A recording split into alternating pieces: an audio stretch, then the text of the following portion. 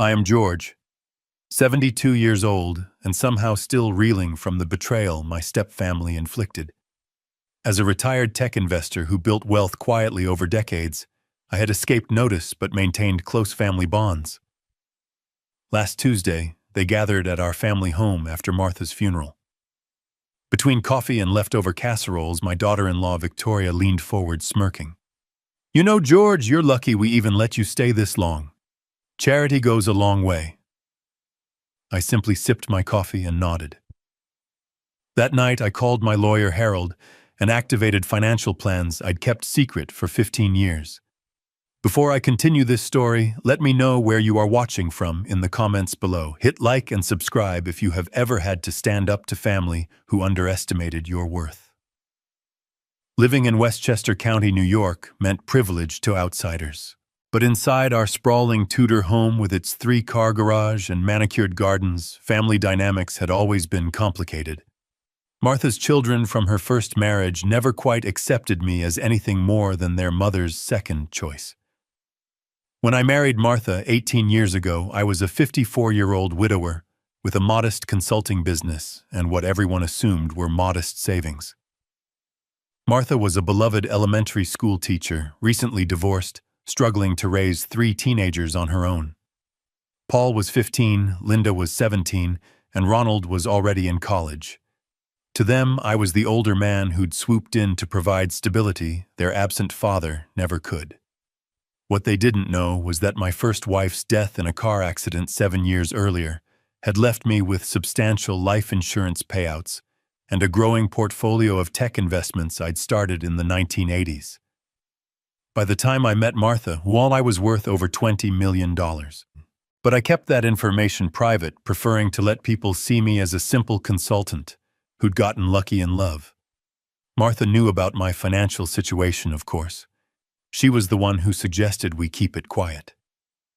"Let the kids see you as their stepfather, not as a meal ticket," she'd said. "If they're going to love you, let it be for who you are, not what you have." It seemed like good advice at the time. Martha wanted her children to build their own lives, earn their own success, without depending on inherited wealth. So for 18 years, I played the role of the modest provider. I let Martha pay for household expenses from her teaching salary and pension, while I quietly funded everything else through carefully disguised transfers. The mortgage payments, property taxes, home improvements, family vacations, even the kids' college tuition. All of it came from my accounts, but in ways that looked like Martha's careful budgeting and my small consulting income. The deception wasn't difficult to maintain. I worked from a home office managing investments and business dealings that generated substantial returns. To the family, I was just George who works with computers and occasionally traveled for mysterious consulting gigs. They saw me as harmless, probably grateful to have found financial security through marriage to their mother. Paul grew up to become a middle manager at an insurance company, married Victoria 4 years ago, and seemed content with his predictable suburban life. Linda became a nurse, married her high school sweetheart, and lived 20 minutes away with their 2 young children.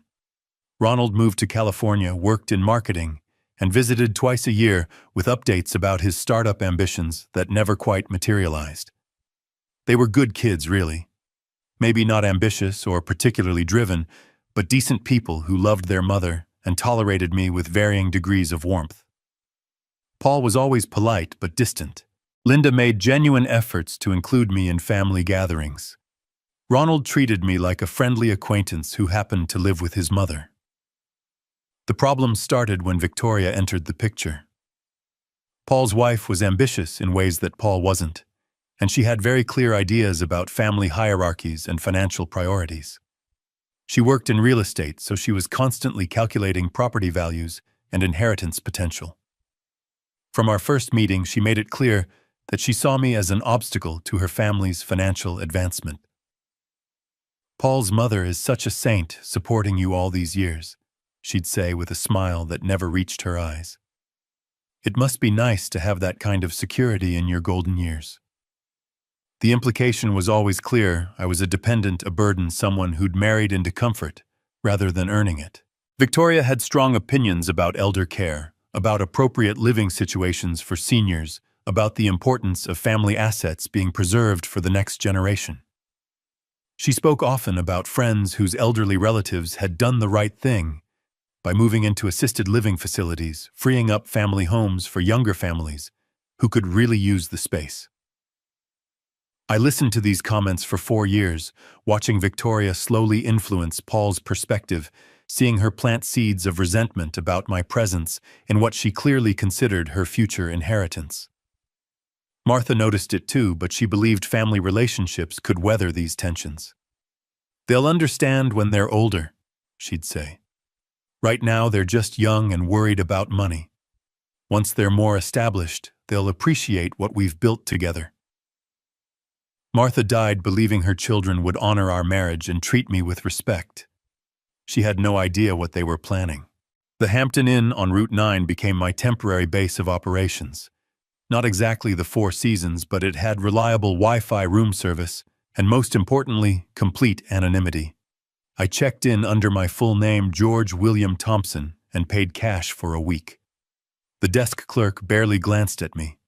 Just another senior citizen probably visiting family or attending a funeral. Perfect. The first call I made was to Harold Steinberg. Harold had been my attorney for 20 years, but more than that, he'd been the architect of my financial privacy. Not that anyone in Martha's family knew about our relationship, of course. They assumed I was just the stepfather with a simple will and basic banking needs. "George," Harold's voice carried genuine sympathy when he answered. "I heard about Martha. My condolences. She was a remarkable woman." "Thank you, Harold. I need to see you tomorrow if possible." "Of course.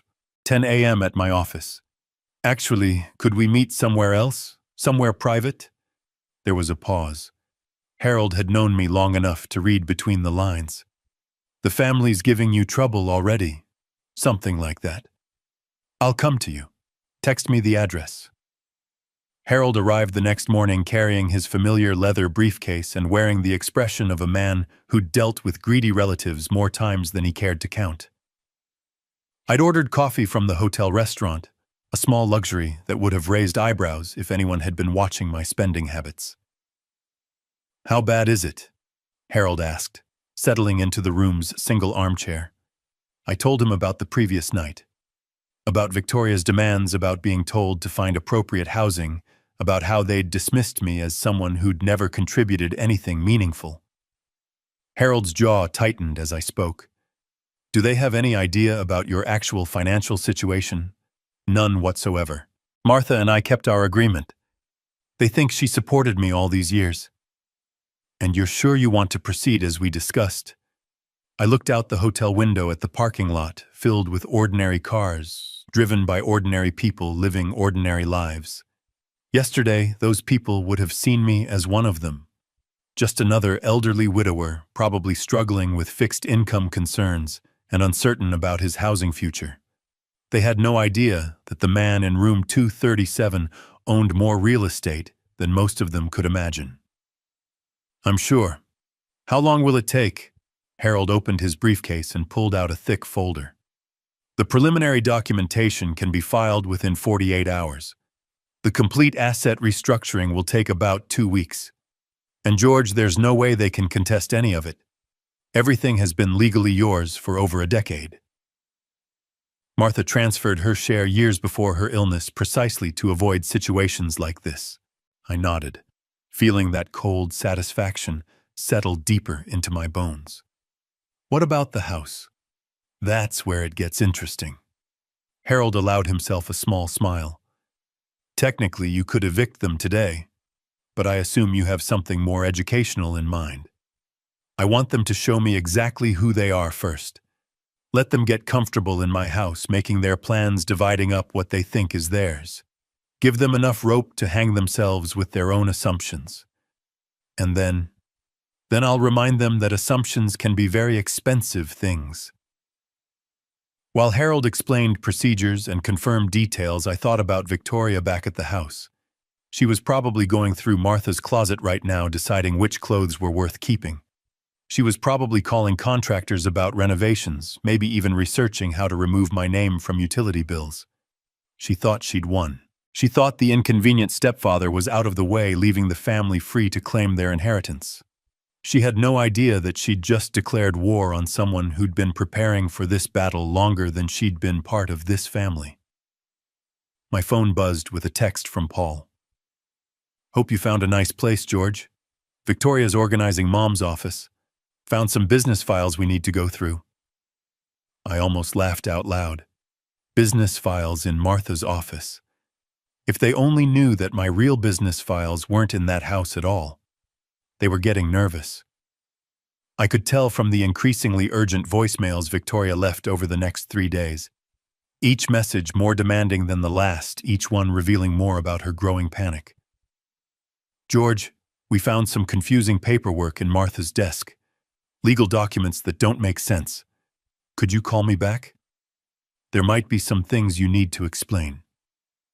Confusing paperwork. I could only imagine what they'd discovered. Probably the outdated copies Martha kept for appearances. Documents that referenced assets that no longer existed under her name or business relationships that didn't align with their assumptions about our modest lifestyle. I deleted each message without responding. Let them wonder. Let them spend sleepless nights trying to figure out why nothing added up the way they'd expected.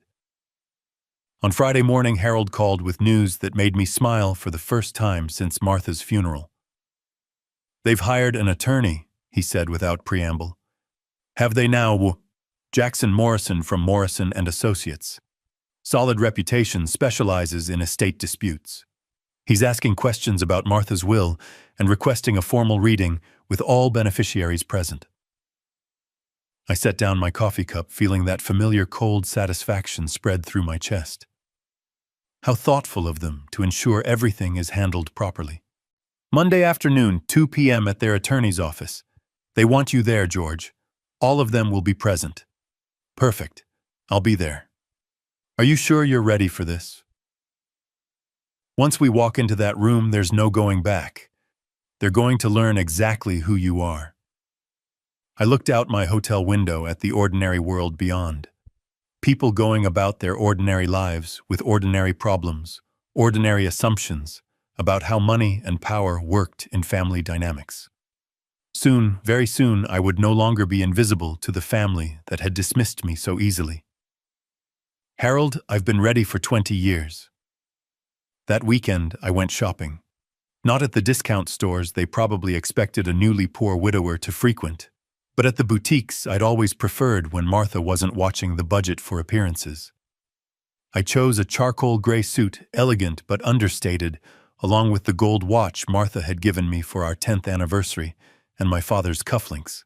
I wanted to look exactly like what I was, a man of substance who had simply chosen to be underestimated. Sunday evening, I moved out of the Hampton Inn and into the penthouse suite at the Marriott downtown. Just for one night, just to remind myself who I really was before walking into that meeting. I ordered room service steak and wine and reviewed the documents Harold had prepared. Everything was in order. Everything was legal. Everything was about to change. Monday morning arrived crisp and clear, the kind of weather that matched my mood perfectly. I dressed carefully, arrived at Morrison and Associates 15 minutes early, and settled into the leather chair in their waiting area. The receptionist, a professional woman in her 30s, looked me over with barely concealed curiosity. "You're here for the Thompson estate reading?" she asked, checking her computer screen. "I am." "And you are?" "George Thompson, the widower." Something in my tone made her look up sharply, but before she could respond, voices erupted from down the hall. Loud, confident voices that I recognized immediately. "This should be straightforward," Victoria was saying. The old man never contributed anything significant. Martha was the breadwinner.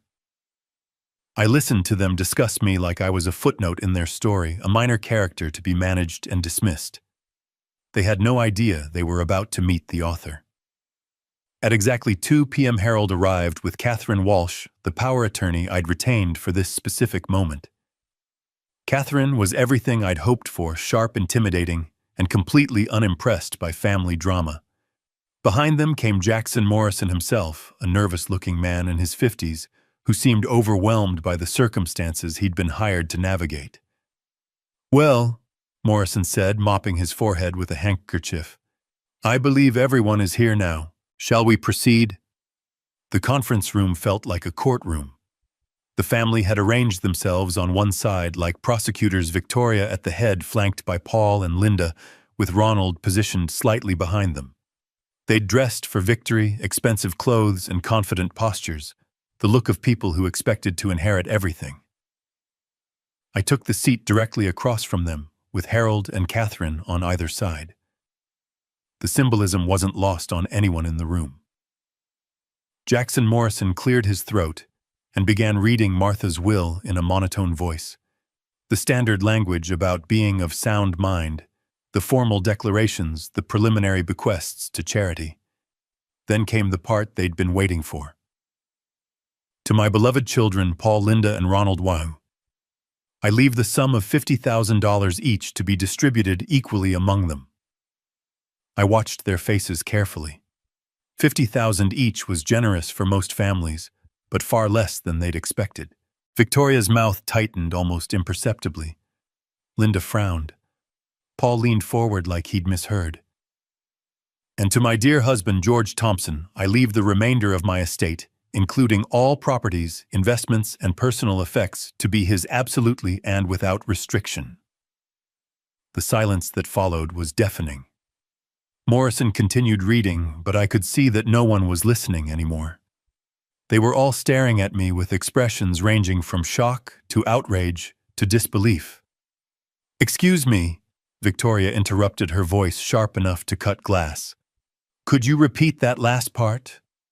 Morrison looked uncomfortable. "The bulk of Mrs. Thompson's estate goes to her husband, as is customary in such circumstances." "But what exactly does that include?" Linda asked, her voice rising. "The house, her retirement savings. What are we talking about here?" It was Catherine who answered, consulting her own copy of the will with professional detachment.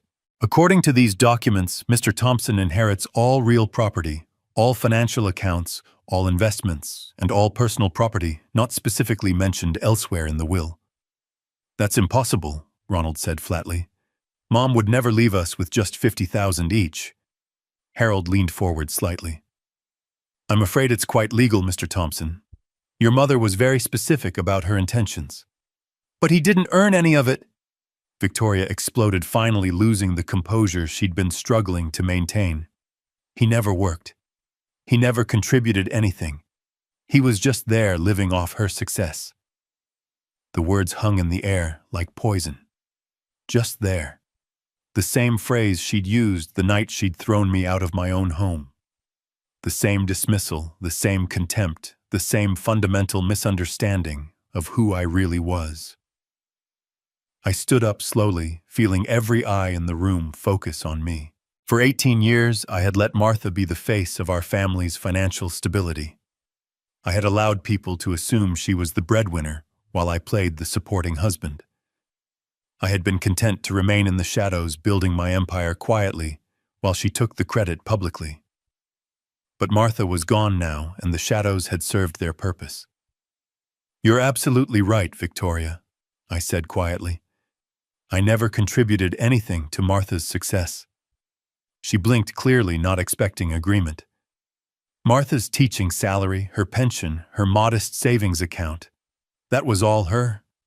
I had nothing to do with any of it." I could see confusion rippling across their faces. This wasn't the response they'd expected.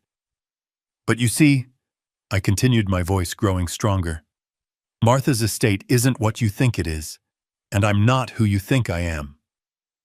Catherine was already reaching into her briefcase, pulling out documents that would change everything.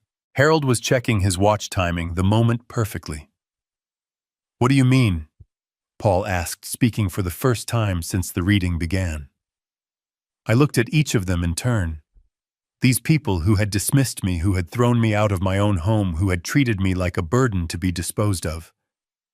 "I mean," I said, allowing myself the smallest smile, that you've been operating under some very expensive assumptions about who owns what in this family. Catherine opened her briefcase with surgical precision. The documents she withdrew were organized in neat folders, each one labeled with the kind of detail that suggested this moment had been planned for a very long time. Perhaps, Catherine said in her crisp, professional voice, we should clarify exactly what constitutes Martha Thompson's estate versus what belongs to her husband. Jackson Morrison shifted uncomfortably. I'm not sure I understand the distinction. The distinction, Harold interjected, is whether Martha actually owned the assets that her family believes they're inheriting. I watched Victoria's confident smirk begin to crack around the edges. Of course she owned them, she said, but there was new uncertainty in her voice. The house, her savings, everything. George never worked, never contributed financially. That's where you're wrong, Catherine interrupted, sliding the first document across the polished table. Mr. Thompson has been the primary owner of virtually every significant asset in this family for over 15 years. The paper landed in front of Victoria with a soft whisper that seemed to echo in the suddenly silent room. Victoria picked up the document with trembling fingers. Her face went white as she read the header. George William Thompson, she whispered, her voice barely audible. That's correct, Catherine said smoothly. This is the deed to the property at 42 Maple Drive, the house you've been living in since Mr. Thompson graciously vacated it. Notice the name on the title. George Thompson. Victoria read aloud, her voice cracking. Sole owner since 2009. But that's impossible, Paul stammered, grabbing the paper from his wife's hands. Mom bought that house before she even met George. She did, Harold confirmed calmly. And then she refinanced it in 2008 using capital that Mr. Thompson provided. When the new mortgage was issued, ownership transferred to him as the primary financial backer. What capital? Ronald demanded, finally finding his voice. He never had any money.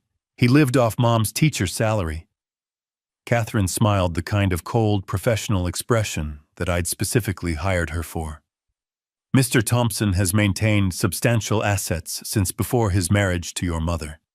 He simply chose not to advertise that fact. The time had come. These people had spent the last week living in my house, sleeping in my beds, planning their futures around my assets. They'd treated me like a discarded inconvenience while dividing up wealth that had never belonged to them. The money came from my first marriage, I said, standing slowly and walking to the window. When my wife died in 1997, she left me with considerable life insurance and investment portfolios. I was 52 years old and worth over $15 million when I met your mother. The silence in the room was absolute. You could have heard a pin drop. But you never worked, Linda said weakly, like she was clinging to the last piece of her understanding of reality. I didn't need to work in the traditional sense. I managed investments. I bought and sold properties. I made business decisions. I turned back to face them. I just did it quietly. Catherine was already sliding another folder across the table. These are the incorporation papers for Thompson Holdings, LLC, established in 1998. Mr. Thompson is the sole proprietor of a company that currently owns 23 properties across 4 states. Victoria's hand flew to her throat. 23 properties, including 4 apartment complexes in Manhattan, 3 office buildings in Boston, 2 shopping centers in Connecticut, and a recently renovated warehouse in Soho that was appraised last month at $30 million. The number hit the room like a physical force.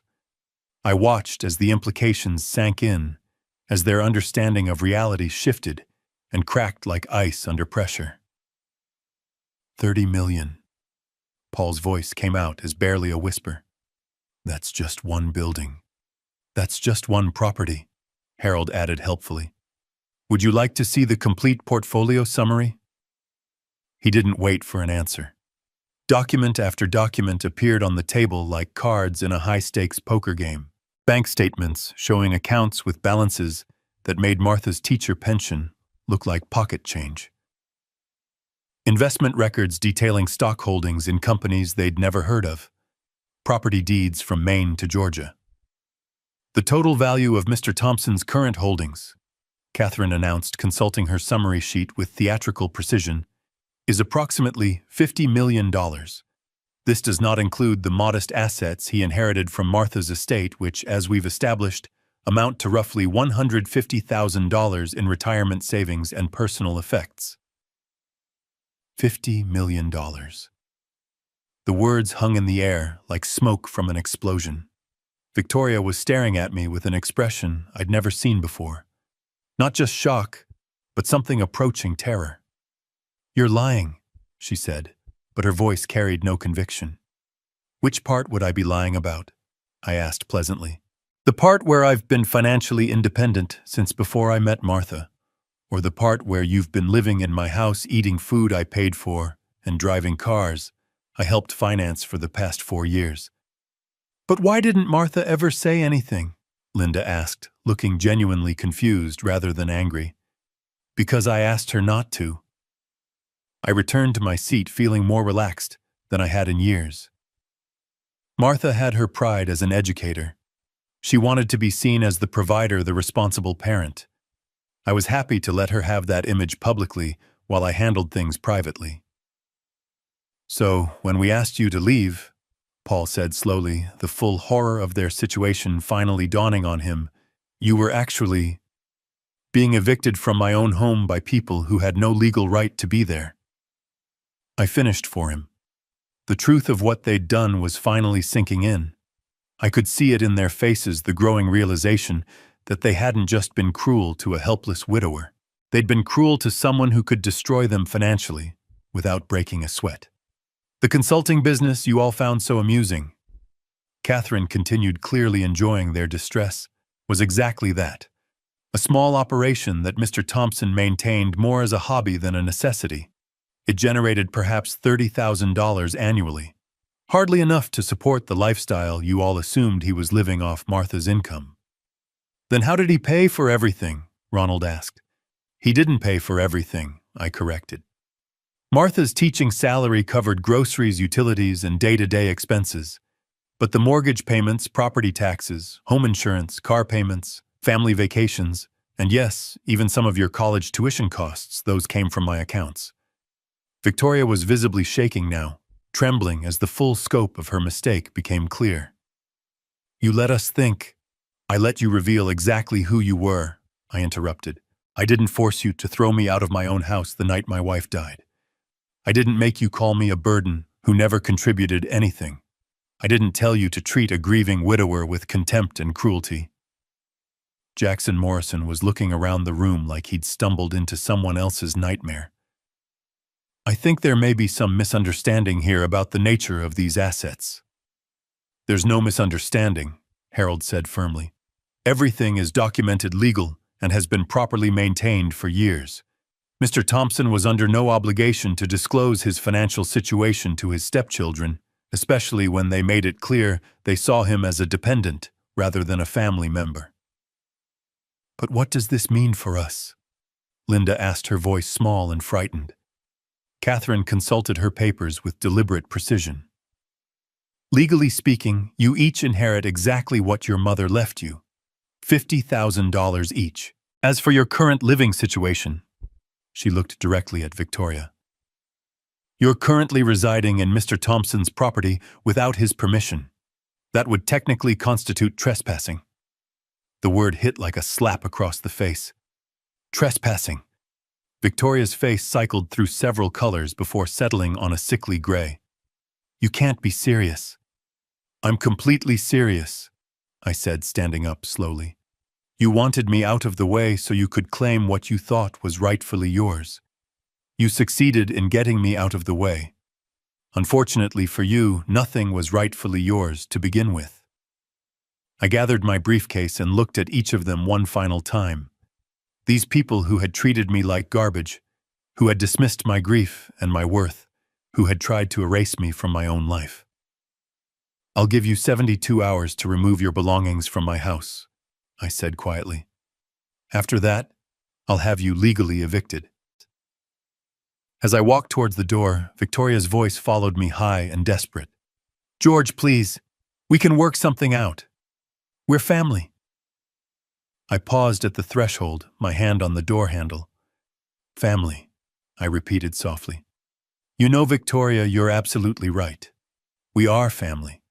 And you've just taught me exactly what that word means to you."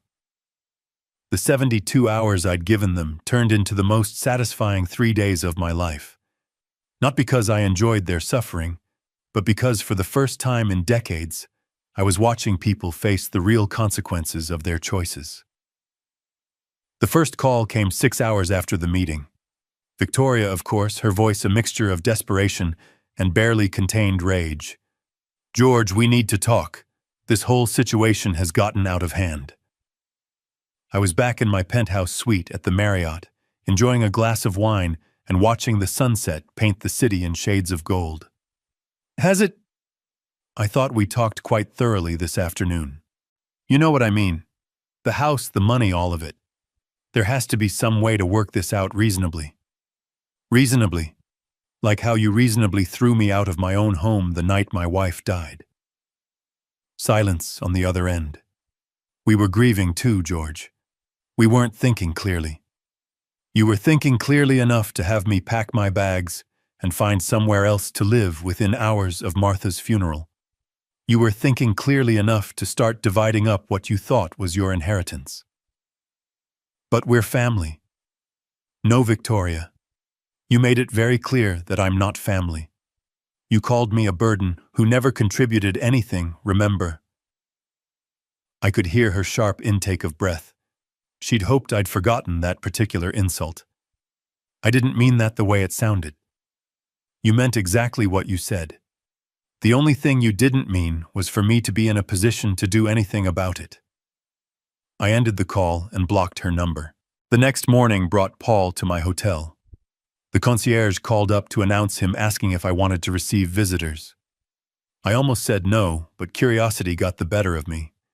He sat across from me in the hotel's elegant lobby, wringing his hands like a schoolboy called to the principal's office. The man was 38 years old, but he looked like he might cry. "George, I'm so sorry about everything. Victoria gets carried away sometimes, and I should have stopped her." "Should have, could have, would have," I said calmly. "But you didn't." "I know, and I regret that. But you have to understand, we thought Mom had left us provided for. We thought the house, everything would be ours to share. And when you thought that your first instinct was to throw me out onto the street." Paul's face flushed. "It wasn't like that. We just thought you'd be more comfortable somewhere smaller, more manageable." "Paul," I said, my voice sharp enough to cut through his rambling, "stop lying to me and to yourself. You wanted me gone so you could have everything without having to consider my needs or feelings." He stared at his hands, unable to meet my eyes. "Victoria said terrible things, yes, but you stood there and let her. You could have defended me.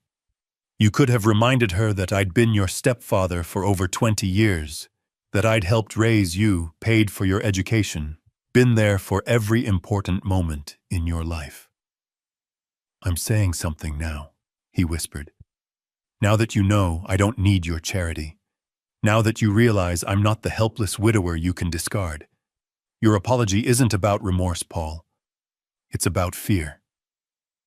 He looked up then, and I saw that I was right. His eyes were filled with terror. "What are you going to do to us?" The question hung between us like a blade. What was I going to do? I had the power to destroy them financially, to make their lives as difficult as they'd tried to make mine. I owned properties they could never afford, had connections they couldn't imagine. But looking at Paul, weak, frightened Paul, who'd never had an original thought in his adult life, I realized something important. I didn't want to destroy them. I wanted something much more valuable than revenge. I wanted them to learn. "I'm going to do exactly what I said I would do." You have until tomorrow evening to remove your belongings from my house. After that, I'm changing the locks. And then you're going to figure out how to live your own lives, make your own decisions, and face your own consequences. No more depending on family money that was never really family money to begin with. Paul's shoulders sagged. Victoria's going to lose her mind. Victoria's going to learn that actions have consequences just like you are. The final 24 hours were the most interesting. I had Harold arrange for a locksmith to be ready, and I drove to the house at exactly 6 p.m. on Friday evening to see if they'd honored the deadline. The driveway was full of cars, not just Paul and Victoria's vehicles, but Linda's sedan, Ronald's rental car, even some cars I didn't recognize. As I sat in my Mercedes watching the house, I realized they were having some sort of family meeting about me, presumably strategizing about what to do with the problem I'd become. I walked to the front door and used my key. They hadn't thought to change the locks, probably because it had never occurred to them that I might still have one. The voices from the living room stopped abruptly when they heard the door open. "Hello?" I called out pleasantly. "I hope you don't mind me letting myself in. It is my house, after all." I found them arranged around the living room like a war council. Victoria sat in what had been Martha's favorite chair, still playing the role of matriarch. Paul and Linda flanked her while Ronald hung back near the window. There were two people I didn't recognize, a middle-aged couple who looked distinctly uncomfortable. "George," Victoria said, standing up with forced dignity, "we were hoping you'd come by. We wanted to discuss a reasonable settlement to this whole misunderstanding." Settlement. I raised an eyebrow. "For what?" "For the house. Obviously, Paul and I have put a lot of work into this place. A lot of improvements. We think we deserve some compensation for our investment."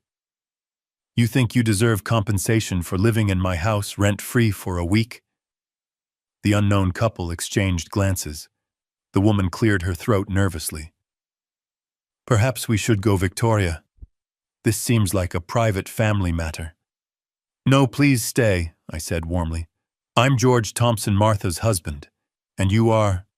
"Tom and Linda Patterson," the man said reluctantly. "We're Victoria's parents." So they'd brought in reinforcements. Victoria's parents probably told some version of events that painted me as the villain in this story. "How lovely to meet you," I said. "I hope Victoria has explained the situation accurately." Tom Patterson looked between his daughter and me with obvious confusion. "She said there was some sort of dispute about Martha's will, about who gets what." "There's no dispute," I said calmly. "The will is very clear. Martha left modest bequests to her children and everything else to me. The only complication is that most of what people assumed was Martha's property was actually mine all along." Linda Patterson frowned. "I'm sorry, I don't understand." "Neither did they until a few days ago. You see, I've been financially independent since before I married Martha. The house they've been living in belongs to me. The comfortable lifestyle they've been enjoying was funded by my assets, not Martha's teacher salary."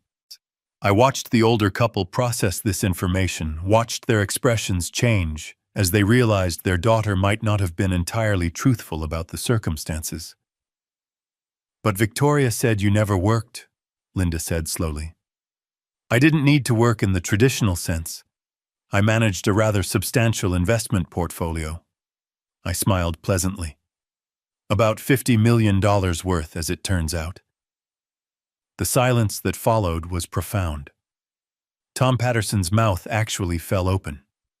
"So when your daughter threw me out of this house the night Martha died," I continued conversationally, "she was essentially evicting me from my own property. When she called me a burden who never contributed anything, she was speaking to someone who had been supporting the entire family for years." Victoria's face had gone white. Her parents were staring at her with expressions of horror and disbelief.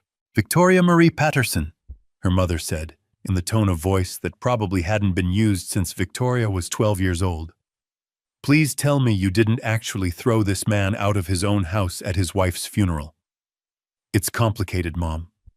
It's not complicated at all, I said gently. Your daughter made assumptions about my financial situation and treated me accordingly. She's now learning that assumptions can be expensive. Tom Patterson stood up, his face red with embarrassment. Mr. Thompson, on behalf of our family, I want to apologize. If Victoria did what you're saying, then she was raised better than that and should know better. As Victoria's parents gathered their things and headed for the door, I could see the final pillar of her support system crumbling. She'd counted on them to back her up, to see her as the victim in this situation. Instead, they'd seen her for what she really was. 20 minutes, I announced to the room as the front door closed. Then I'm changing the locks whether you're finished or not. They scrambled, then grabbing bags and boxes they'd obviously packed in preparation for this confrontation. Linda and Ronald avoided eye contact as they carried their belongings to their cars.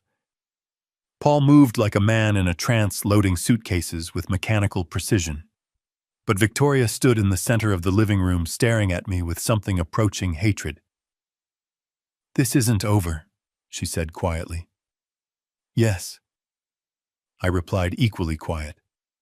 "It is." She left without another word, and I watched from the window as the cars pulled out of my driveway one by one. When the last tail light disappeared around the corner, I called Harold. "It's done," I told him. "They're gone. How do you feel?" I considered the question as I walked through my house, really looked at it for the first time since Martha's death. It felt different now, lighter somehow, like a weight had been lifted from the very walls. "I feel free," I said finally. 6 months after that final confrontation, I was sitting in my garden watching the sunrise paint my roses pink and gold when the phone rang. I almost didn't answer. These days I was much more selective about who I allowed into my peaceful mornings. But the number looked familiar, and curiosity won out over caution. "Mr. Thompson, this is Dr. Elizabeth Carter at Mercy General Hospital. I have a patient here asking for you." My blood ran cold. "Who?" "Paul Thompson. He's listed you as his emergency contact. He said to tell you it's important." Emergency contact. After everything that had happened, after the way his family had treated me, Paul had still listed me as the person to call in a crisis. Despite myself, I felt a familiar pang of paternal concern. "What happened?" "Car accident. He's stable, but he's asking for you specifically." 20 minutes later, I was walking through the sterile corridors of Mercy General, my footsteps echoing against the polished floor. I'd changed out of my gardening clothes into something more appropriate, a simple blue shirt that Martha had always liked paired with the watch she'd given me for our anniversary. I found Paul in a private room, his left leg in a cast and his arm in a sling, but otherwise looking remarkably well for someone who'd apparently wrapped his car around a tree. "George," his voice was soft, relieved. "You came." "Of course I came. You're hurt." He tried to sit up straighter and winced. "The nurse said they couldn't reach Victoria. Her phone's been disconnected." I wasn't surprised. In the months since they'd been forced out of my house, I'd heard through the small-town gossip network that Paul and Victoria's marriage had imploded spectacularly. Apparently, learning that your financial security was built on lies and assumptions had put considerable strain on their relationship. "Where is she now?" I asked, settling into the uncomfortable plastic chair beside his bed. "Gone. She left 3 months ago, took what was left of our savings, and moved back in with her parents." Paul stared at the ceiling, his voice hollow. "She said she married me for the lifestyle, not for me.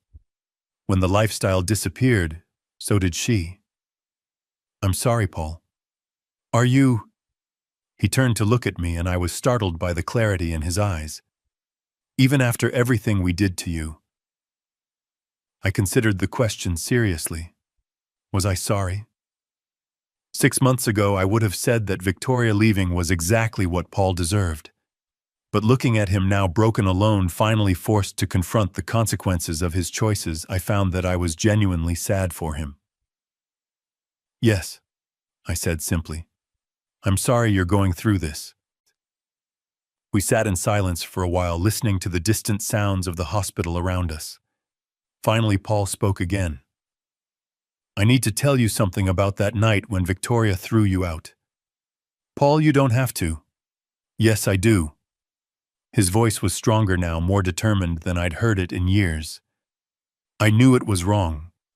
Even as it was happening, I knew it was cruel and unfair. But I was so angry about the will, so disappointed that Mom had left us so little, that I let Victoria convince me you were the problem." He paused, struggling with words that had obviously been weighing on him for months. "You raised me, George. From the time I was 15 years old, you were more of a father to me than my biological father ever was. You came to my soccer games, helped me with homework, stayed up with me when I was sick. You paid for my college, helped me with my first apartment, walked me through every major decision in my life." Tears were sliding down his cheeks now, and I felt my own throat tighten with emotion. "And the night Mom died, when I should have been protecting you and comforting you, I let my wife call you names and throw you out onto the street. I've been living with that guilt for 6 months, and I needed you to know that I remember who you really are." I reached over and took his uninjured hand in mine. "Oh, Paul." "I don't expect you to forgive me," he continued. "I just needed you to know that I see now what I threw away. Not the money or the inheritance or any of that. I threw away the one person in my life who loved me unconditionally." The tears I'd been holding back finally spilled over. "You didn't throw me away, son. You made a mistake. A terrible, hurtful mistake, but not an unforgivable one." He squeezed my hand weakly. "How can you say that after what we did?